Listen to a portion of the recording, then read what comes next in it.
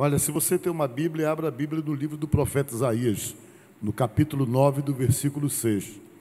Diz o seguinte, está ali no telão, né? Porque um menino nos nasceu, um filho se nos deu.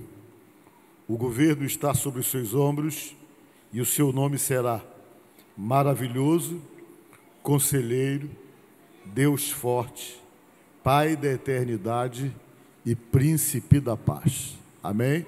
Digam comigo, maravilhoso, conselheiro, Deus forte, Pai da eternidade e Príncipe da paz. Amém? Podemos assentar, irmãos? Vejam bem, eu quero nessa noite ter uma conversa com vocês sobre o Natal, é claro.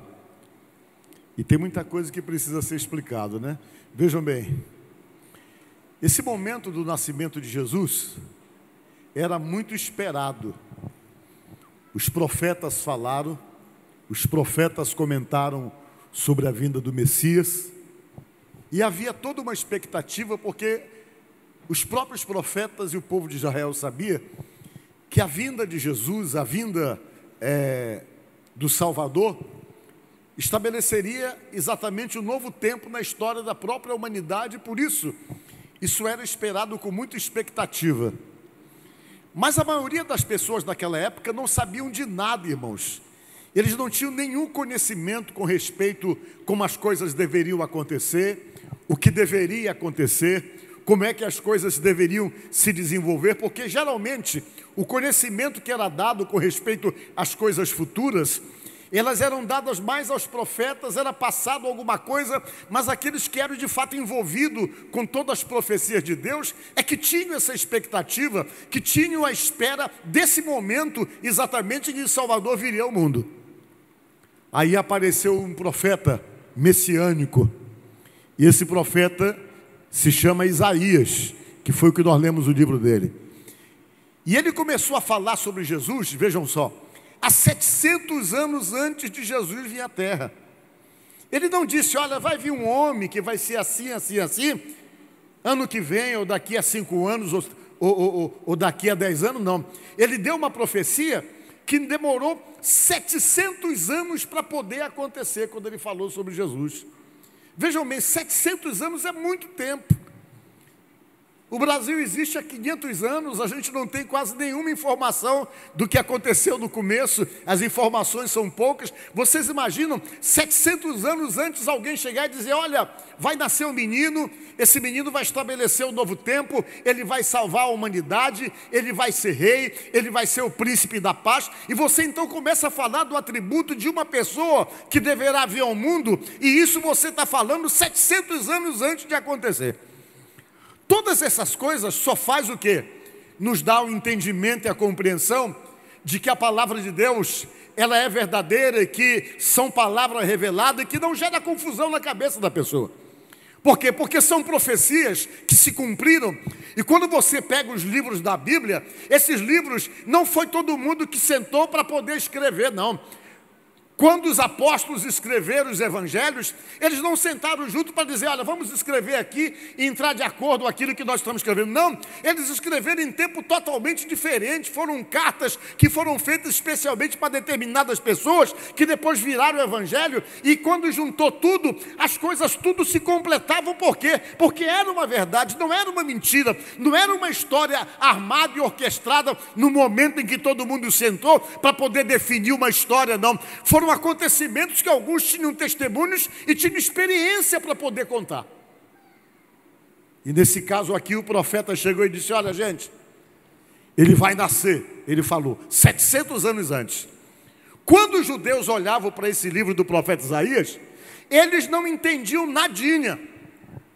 Assim como você, quando lê o livro de Apocalipse, você abre o livro do Apocalipse, você pergunta, do que ele está falando isso aqui?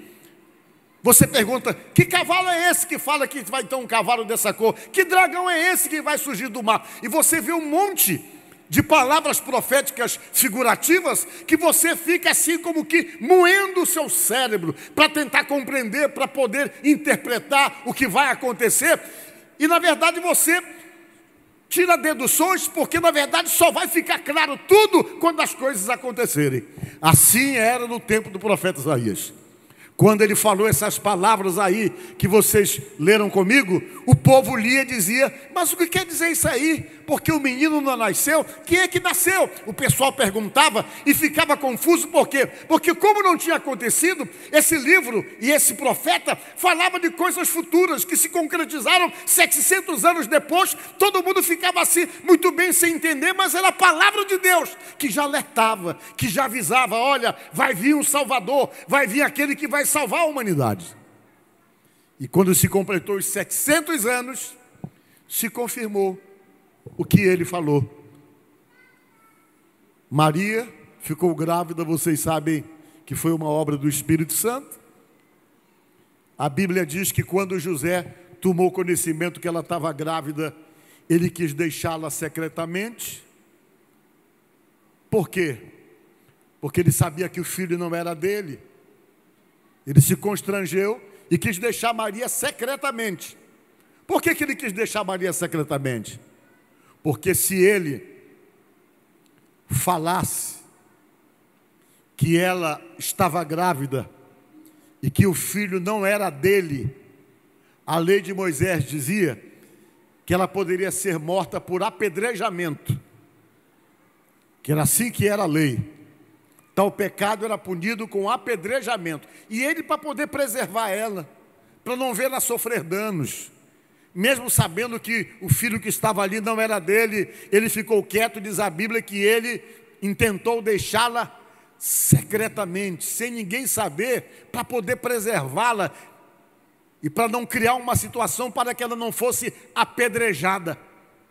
Vamos ver aqui o que é que diz Mateus com respeito a essa questão, para vocês verem como a postura dele foi uma postura muito digna, muito misericordiosa também. Uma postura de alguém de um coração muito bom, porque qualquer homem dentro desse contexto poderia então já perder o controle, mas ele era um homem tranquilo, ele era um homem calmo, ele foi escolhido com a pessoa certa, com certeza, para ela. Tudo indica que ele era muito mais velho que ela, porque naquela época as pessoas casavam diferente dos tempos de hoje. As famílias comprometiam os seus filhos com os filhos de outras famílias. Era assim que era. Ainda pagava dote. Então as pessoas comprometiam, diziam: olha, tua filha vai casar com meu filho. E as meninas casavam muito cedo. Muitas vezes o homem ficava comprometido com a menina, ela ainda tinha 10 anos, ela já tinha comprometimento com um determinado homem, com quem ela ia realmente formar a família. E só ficava esperando ela se tornar moça. Quando ela se tornava moça, realmente, que vinha a primeira menstruação, ela era liberada para poder já ficar com o sujeito e morar com ele. Por quê? Porque era assim que funcionava a cultura das coisas. E José era muito mais velho que ela. Quando ele viu acontecer isso aí, ele ficou muito constrangido. Mas ele simplesmente resolveu deixá-la secretamente, sem muito problema. Vamos ver. Mateus capítulo 1, versículo 8. Ora, o versículo 18, está dizendo: ora, o nascimento de Jesus Cristo foi assim. Estando Maria, sua mãe, desposada com José. Esse desposamento era um processo de noivado, porque o judeu tinha que fazer primeiro a sua casa, depois que ele fazia a casa dele, ele ia, levava a pessoa para lá, para ele poder oficialmente estabelecer um casamento. Eles tinham umas leis que eram muito diferentes das nossas. Se porventura o camarada era casado com uma mulher e ele morresse, o irmão dele era obrigado a casar com ela. Era assim que funcionava a cultura. O cunhado tinha que casar, tinha que assumir. Se ele não quisesse, ele pagava uma sanção por conta disso aí. E diz aqui: assim, estando Maria, sua mãe, desposada com José, sem que tivessem antes coabitado, eles não tinham tido relações íntimas, achou-se grávida pelo Espírito Santo. Mas José, seu esposo, não a querendo infamar, resolveu deixá-la secretamente. Ele resolveu abandonar Maria, sem ninguém saber, secretamente, para poder preservá-la. Enquanto ponderava nestas coisas, eis que lhe apareceu em sonho um anjo do Senhor, dizendo: José, filho de Davi, não temas em receber Maria, tua mulher, porque o que nela foi gerado é do Espírito Santo. Ela dará à luz a um filho, e lhe porás o nome de Jesus, porque ele salvará o seu povo dos pecados deles. Diga glória a Deus. Aí foi que ele entendeu o que era que estava acontecendo. Mas ele já estava pronto para largar dela, para abandonar ela. Foi preciso um anjo chegar e dizer: não larga não, que isso aí ela não te traiu não. O que está dentro dela foi gerado pelo Espírito Santo. Aí ele aceitou. Agora vejam bem o que eu quero dizer para vocês. Por que eu estou pregando isso para vocês? Pregando que o profeta falou isso, que se cumpriu 700 anos depois. Tudo que o profeta falou, né? Que ele não falou só isso, ele falou muitas coisas sobre Jesus. Ele antecipadamente falou até da aparência de Jesus. 700 anos antes de Jesus nascer, ele falou até da aparência de Jesus. Isaías 53, vamos só ler para a gente poder entender. Olha o que ele falou mais sobre Jesus. Isaías 53, 1. Quem creu em nossa pregação? Ele perguntou, falando sobre Jesus. E a quem foi revelado o braço do Senhor? Porque foi subindo como renovo perante ele, e como raiz de uma terra seca. Não tinha aparência nem formosura. Olhámo-lo, mas nenhuma beleza havia que nos agradasse. Era desprezado e o mais rejeitado entre os homens. Homem de dores, que sabe o que é padecer. E como um de quem os homens esconde o rosto, era desprezado e dele não fizemos caso. Certamente, ele tomou sobre si as nossas enfermidades e as nossas dores levou sobre si. E nós reputávamos por aflito, ferido de Deus e oprimido.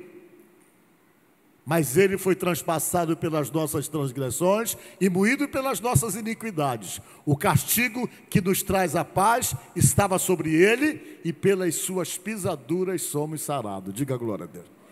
Isso ele falou 700 anos antes. Isso era a profecia falada pelo profeta Isaías, que viveu 700 anos antes de Jesus. Vocês viram os detalhes que ele foi dando aqui? Nessa época, as pessoas liam e diziam: mas o que ele quer dizer com isso? Ninguém entendia, assim como você não entende o livro de Apocalipse. Os judeus olhavam e diziam: ele está se referindo a quem? Quem é essa pessoa? Do que ele se refere? Ninguém entendia. Depois que Jesus veio, todo mundo passou a saber o que era que ele estava falando. E uma coisa ele falou bonito aí, de revelativo. Ele falou que Jesus não era bonito, que não havia Jesus nenhuma formosura, uma beleza ao ponto de talvez chamar atenção ou de criar uma situação de sedução. Ele não era um homem bonito, às vezes como a gente vê nas gravuras dos pintores renascentistas que pintavam o homem loiro, de olhos verdes, azuis, com um olhar sereno. Geralmente as pinturas que as pessoas definem Jesus é assim, um homem muito bonito, e a Bíblia diz que não havia nele nenhuma formosura. Talvez para não ser desejado.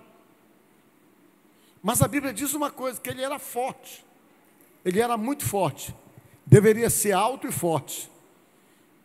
E saibam mais ainda, que com certeza absoluta, ele era moreno. Olha só, da minha cor eu acho assim. Vocês estão entendendo?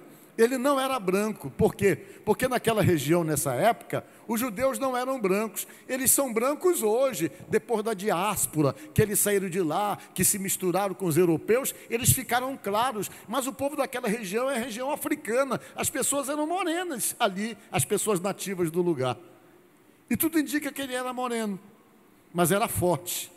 E o profeta Isaías falou sobre ele, que ele ia morrer por nós, e que por suas pisaduras nós seremos sarados. Sarado do quê? Sarado a nossa alma, dos nossos traumas, das nossas incredulidades, dos nossos medos, das nossas inseguranças, que Ele viria para sarar a vida da gente. Quando a gente fala sarar, o primeiro entendimento que vem é sarar de qualquer doença, não. É sarar você por completo, fazer de você uma pessoa emocionalmente e espiritualmente saudável. Diga glória a Deus. Agora, por que eu estou falando isso sobre o profeta Isaías falou? Para explicar uma coisinha.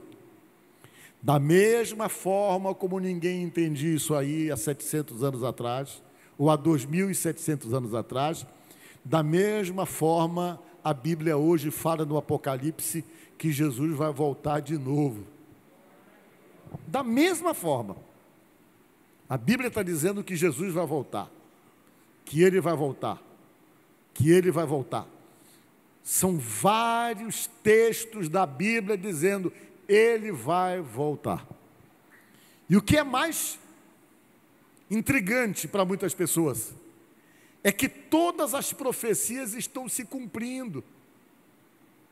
Eu dei um estudo aqui sobre as profecias que se cumpriram, são muitas delas profecias no sentido religioso, muitas profecias de quilate político, muita profecia de cunho social, está na Bíblia.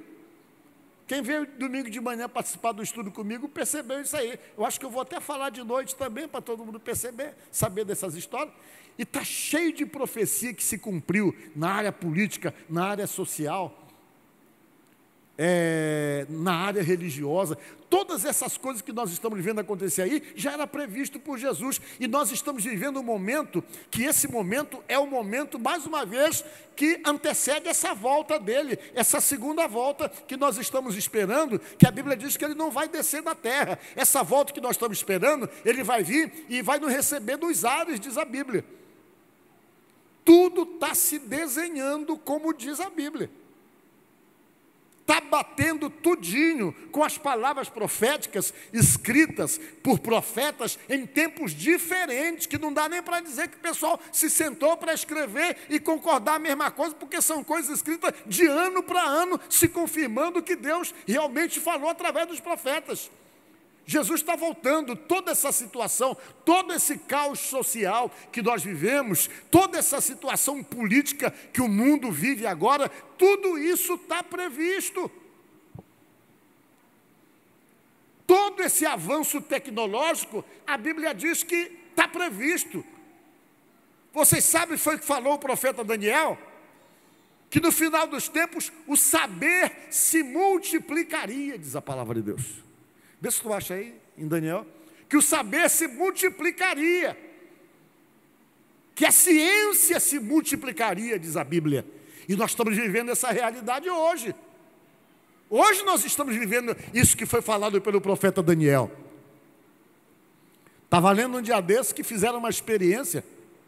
Eu li na revista, uma revista de ciência, que eles estão já cogitando a possibilidade de fazer transplante de cabeça. Pegar a cabeça de uma pessoa, colocar num corpo mais saudável. O único problema que está tendo é exatamente essa ligação da medula, que eles ainda têm dificuldade para resolver, mas eles já têm algumas coisas que eles estão fazendo para conseguir passar exatamente essa ordem que o cérebro dá para o resto do corpo, que às vezes é rompido exatamente por qualquer ruptura que há na medula, e para colocar a cabeça tem que romper aqui. Eles estão encontrando ainda dificuldade para isso, mas eles fizeram isso com o macaco, e o macaco durou algumas horas com a cabeça num corpo diferente. Veja bem o que a ciência é capaz de fazer hoje. Os transplantes, a comunicação, que a Bíblia deixa claro que essa comunicação de você falar com o mundo inteiro, em tempo real, é bíblico. É uma arma tecnológica que, segundo a Bíblia, vai ser usada pelo anticristo para poder exercer domínio do mundo inteiro. E a Bíblia que fala essas coisas. E o certo é que, da mesma forma como Isaías falou, que Jesus vinha e veio 700 anos depois, da mesma forma, Apocalipse fala, Ele vai voltar. Te prepara, porque Jesus diz a Bíblia que vai voltar para levar a sua igreja. É a Bíblia quem diz isso. Olha o que falou. Deus falando para o Daniel. Tu, porém, Daniel, encerra as palavras e sela o livro. Quando Deus deu as profecias para o Daniel, Deus começou a falar para ele todo o cenário político da história da humanidade, que foi exatamente relacionado com a imagem, que era o reino de barro, o reino de bronze, os reinos que já dominaram o mundo, reino babilônico, o domínio romano, tudo isso ele explica nessa revelação que ele deu para o Daniel. A Bíblia fala até de Alexandre o Grande, um líder que morreria cedo e que não deixaria descendentes, que foi exatamente Alexandre o Grande que morreu com 32 anos de idade. Morreu com 32 anos de idade. Que tinha um cavalo, que tinha um nome muito esquisito, chamado Bucéfalo. Eu acho engraçado esse nome. É um nome feio, né? Então vejam bem o que acontece. E a Bíblia diz, fala tudo isso. E quando Deus deu toda a revelação para o Daniel, que acabou de falar, tudo isso vai acontecer. Falou até a volta de Jesus, até Jesus vir dessa vez que nós estamos esperando. Aí quando ele acabou de falar, aí Deus falou para ele, tu, porém, Daniel, encerra a palavra e sela o livro. O livro está selado. Tudo que tinha que ser revelado, falado para o futuro, já foi falado. Sela o livro, até o tempo do fim, que é o que nós estamos esperando e estamos vivendo pertinho. Muitos o esquadrinharão, muitos vão dividir ele, botar em pedaço e tentar mudar as coisas que estão nele. E o saber o quê? E o saber se multiplicará, a ciência se multiplicará, dizem outros textos. Então, meus irmãos, terminando essa minha palavra rápida com vocês, se prepare, porque essa vinda que nós estamos comemorando hoje se confirmou 700 anos depois. E parece que essa outra vinda que nós estamos esperando, já depois de 2000 anos, ela está prestes a acontecer. E nós precisamos então estarmos firmes com Jesus para vivermos o advento do arrebatamento. Amém? Que Deus abençoe vocês e que Deus ajude a todos vocês no nome de Jesus.